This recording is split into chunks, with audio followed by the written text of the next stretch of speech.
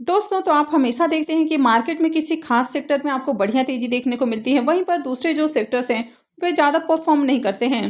यानी कि हमेशा किसी न किसी सेक्टर के अंदर आपको बढ़िया ग्रोथ देखने को मिलती है। अब इससे पिछले साल आपने देखा कि जो रेलवे वाले स्टॉक थे या फिर जो डिफेंस वाली कंपनियाँ थीं, उन्होंने काफ़ी अच्छा रिटर्न बनाकर दिया है। वैसे अभी भी जो डिफेंस वाली कंपनियाँ हैं, उनमें आपको बढ़िया ग्रोथ देखने को मिल रही है। लेकिन एक और सेक्टर है, जिनमें आगे आपको बढ़िया ग्रोथ देखने को मिलेगी और उसी सेक्टर से कुछ स्टॉक्स को भी देखेंगे कि कंपनियां किस तरह का काम कर रही हैं, उनके फंडामेंटल्स कैसे हैं। तो चलिए वीडियो को शुरू करते हैं। लेकिन इससे पहले कि मैं वीडियो को शुरू करूं, अगर आप इस चैनल पर पहली बार विजिट कर रहे हैं या फिर आपने चैनल अब तक सब्सक्राइब नहीं किया है, तो चैनल को सब्सक्राइब कर लें और वीडियो को भी लाइक कर दें।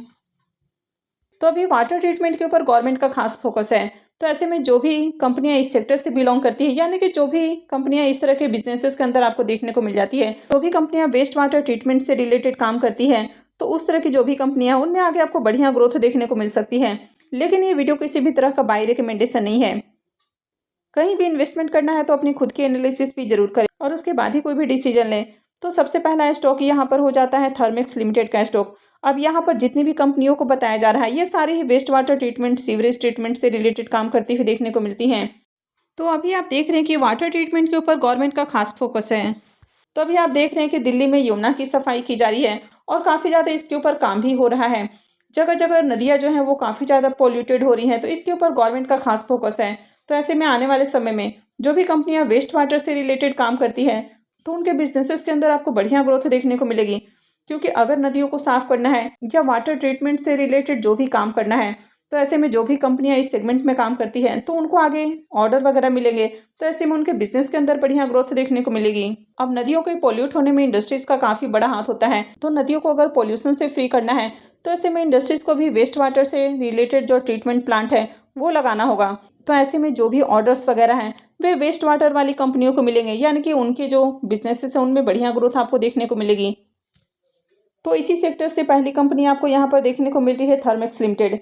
इसका प्राइस 3515 रुपये के ऊपर देखने को मिल रहा है और लास्ट ट्रेडिंग सेशन में देखा जाए तो यहाँ पर मामूली आपको गिरावट देखने को मिली है। इसके 5 ईयर्स के चार्ट को देखें तो ये स्टॉक अपने रिसेंट हाई से मोर देन 33% अभी डिस्काउंट के ऊपर देखने को मिल रहा है। यानी कि यहाँ पर भी देखा जाए तो अच्छी खासी गिरावट देखने को मिल रही है। और अगर इसके रिटर्न को देखें तो पिछले 5 सालों में कंपनी का जो रिटर्न है वो 400% के अराउंड देखने को मिल रहा है। यानी कि यहाँ पर बड़ी गिरावट के बावजूद भी कंपनी का रिटर्न काफ़ी अच्छा है। कंपनी के फंडामेंटल्स को देखें तो मार्केट कैप 41 से 42 हज़ार करोड़ के अराउंड है। इस स्टॉक का पी मल्टीपल 67.35 का है और इंडस्ट्री पी 39.36 का है। तो ये स्टॉक अपने इंडस्ट्री पी से देखा जाए तो महंगे वैल्यूएशंस के ऊपर ट्रेड कर रहा है। डेट टू इक्विटी रेशियो 0.32 का है। तो कंपनी के ऊपर ज़्यादा कर्ज नहीं है। आरओई को देखें तो 13.96 का आरओई है, तो आरओई ओके ओके है। ईपीएस देखें तो ईपीएस काफ़ी शानदार है, ये 51.95 का है। कंपनी के फाइनेंशियल को देखें तो कंपनी के रेवेन्यू में साल दर साल काफ़ी अच्छी ग्रोथ देखने को मिली है। वहीं कंपनी के अगर प्रॉफिट को भी देखें तो कंपनी साल दर साल काफ़ी अच्छे प्रॉफिट भी जनरेट कर रही है। तो फाइनेंशियल 21 में कंपनी का प्रॉफिट जहां 207 करोड़ है, जो कि फाइनेंशियल 24 में बढ़ के 643 करोड़ हो चुका है। कंपनी के नेटवर्थ को देखें तो साल दर साल कंपनी का जो नेटवर्थ है ये भी बढ़ा है। इसके शेयर होल्डिंग पैटर्न को देखें तो प्रमोटर्स का यहाँ पर 61.98% का स्टेक है, एफआईआईज का 15.49%, म्यूचुअल फंड्स का 11.87%, रिटेलर्स का 9.87% और अदर डोमेस्टिक इंस्टीट्यूशंस का 0.79% का स्टेक है। नेक्स्ट स्टॉक है आयन एक्सचेंज इंडिया का स्टॉक। इसका जो प्राइस वो पिछले ट्रेडिंग सेशन में 497 रुपये के ऊपर क्लोज हुआ है और लास्ट ट्रेडिंग सेशन में मोर देन 4% की यहाँ पर जंप देखने को मिली है। यानी कि स्टॉक के अंदर बढ़िया तेजी देखने को मिली। अब इस कंपनी के मैक्सिमम चार्ट पैटर्न को देखें तो वैसे तो कंपनी को मार्केट में लिस्ट हुए ज़्यादा समय नहीं हुआ है। कंपनी 2022 में ही मार्केट में लिस्ट हुई है और कंपनी ने अब तक देखे तो 170% से ज़्यादा का रिटर्न बनाकर दिया है। जबकि कंपनी अपने देखे तो रिसेंट हाई से मोर देन 28% अभी भी डिस्काउंट के ऊपर देखने को मिल रहा है। यानी कि यहाँ पर अच्छे खासे करेक्शन के ऊपर ये कंपनी आपको मिल रही है। इस कंपनी के फंडामेंटल्स को देखें तो कंपनी का मार्केट कैप 7,000 करोड़ का है। स्टॉक का पी मल्टीपल 33.34 का है और इंडस्ट्री पी 27.01 का है। तो ये भी कंपनी अपने इंडस्ट्री पी से देखा जाए तो ओवर वैल्यूड है। डेट टू इक्विटी रेशियो 0.20 का है, तो कंपनी के ऊपर ज़्यादा कर्ज नहीं है। आरओई इसका 19.72 का है, तो आरओई अच्छा है। ईपीएस भी देखें तो 14.81 का है, तो ईपीएस भी ठीक ठाक है। कंपनी के अब फाइनेंशियल को देखें तो कंपनी का जो रेवेन्यू है ये आपको लगातार बढ़ते हुए देखने को मिला है, यानी कि रेवेन्यू के अंदर अच्छी ग्रोथ है। प्रॉफिट को देखें तो साल दर साल कंपनी अच्छे प्रॉफिट भी जनरेट कर रही है, लेकिन 23 के मुकाबले 24 में देखें तो प्रॉफिट के अंदर ज़्यादा उछाल देखने को नहीं मिला है। फाइनेंशियल 23 में कंपनी का प्रॉफिट 195 करोड़ है और 24 में भी देखा जाए तो 195 करोड़ का ही कंपनी ने प्रॉफिट जनरेट किया है। लेकिन अभी देखें तो गवर्नमेंट का भी इस सेक्टर के अंदर फोकस देखने को मिल रहा है, तो ऐसे में इस तरह की जो कंपनियां यहाँ पर बढ़िया ग्रोथ आपको देखने को मिल सकती है। और कंपनी के अगर नेटवर्थ को देखें तो कंपनी का जो नेटवर्थ है ये भी लगातार आपको बढ़ते हुए देखने को मिला है। तो फाइनेंशियल 20 में कंपनी का नेटवर्थ जहां 365 करोड़ का है, वो अभी देखें तो 1000 करोड़ से ज़्यादा हो चुका है।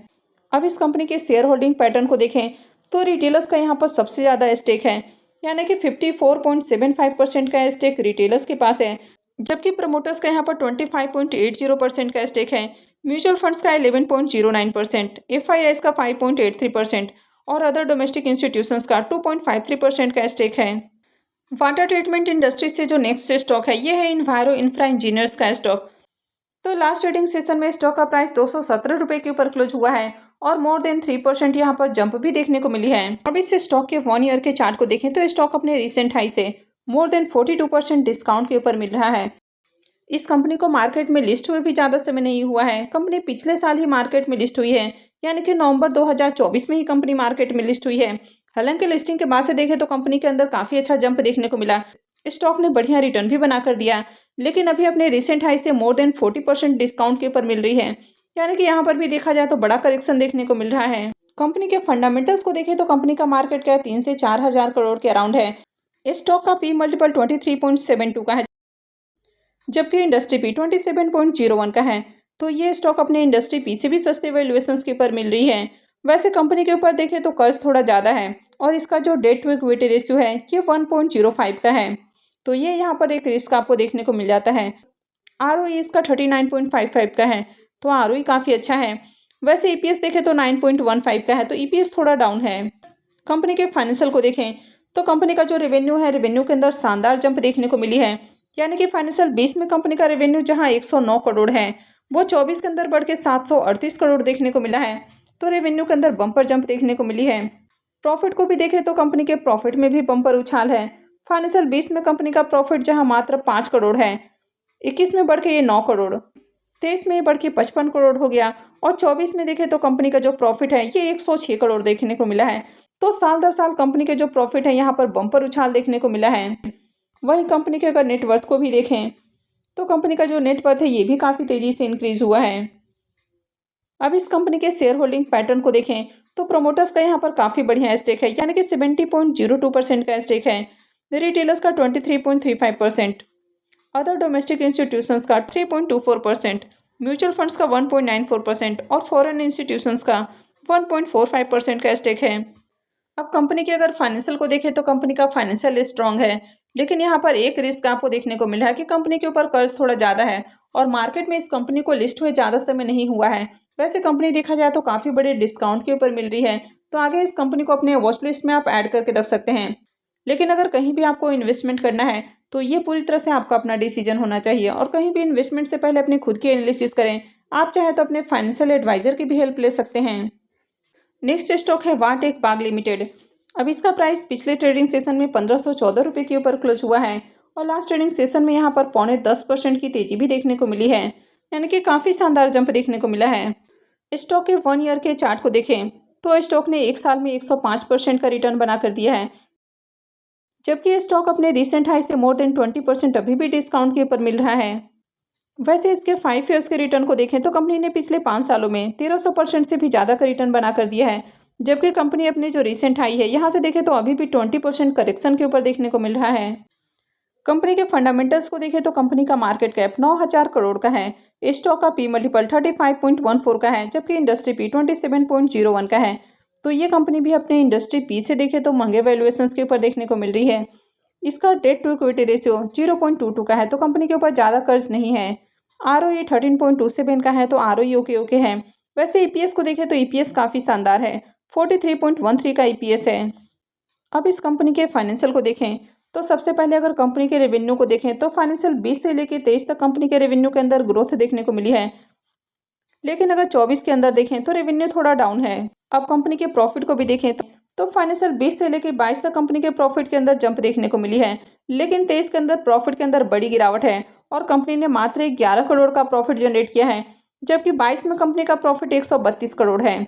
लेकिन 24 के अंदर देखें तो कंपनी के प्रॉफिट में बम्पर उछाल देखने को मिला है और कंपनी ने 250 करोड़ का प्रॉफिट जनरेट किया है। तो यहाँ पर देखें तो अच्छी रिकवरी देखने को मिली है। वहीं पर अगर कंपनी के नेटवर्थ को भी देखें तो साल दर साल कंपनी का जो नेटवर्थ है ये आपको बढ़ते हुए देखने को मिला है। अब इसे स्टॉक के भी शेयर होल्डिंग पैटर्न को देखें तो यहाँ पर भी रिटेलर्स का सबसे ज़्यादा स्टेक देखने को मिल जाता है, यानी कि रिटेलर्स की होल्डिंग 59.99% है, प्रोमोटर्स का जबकि 19.13% का स्टेक है। तो प्रोमोटर्स का स्टेक यहाँ पर आपको कम देखने को मिल रहा है। हालांकि एक चीज़ पॉजिटिव है कि FIIs का भी बढ़िया स्टेक है और इनका 18.86% का स्टेक है। म्यूचुअल फंड्स का 1.47% और अदर डोमेस्टिक इंस्टीट्यूशंस का 0.54% का स्टेक है। तो यहाँ पर एक चीज़ इस कंपनी में काफ़ी ज़्यादा नेगेटिव हो जाता है कि यहाँ पर कंपनी के प्रोमोटर्स से ज़्यादा कंपनी में रिटेलर्स की होल्डिंग देखने को मिल जाती है। लेकिन किसी भी कंपनी को सिर्फ एक पैरामीटर के बेसिस पे जज नहीं करना चाहिए, आपको ओवरऑल देखना चाहिए कि कंपनी का ओवरऑल परफॉर्मेंस कैसा है।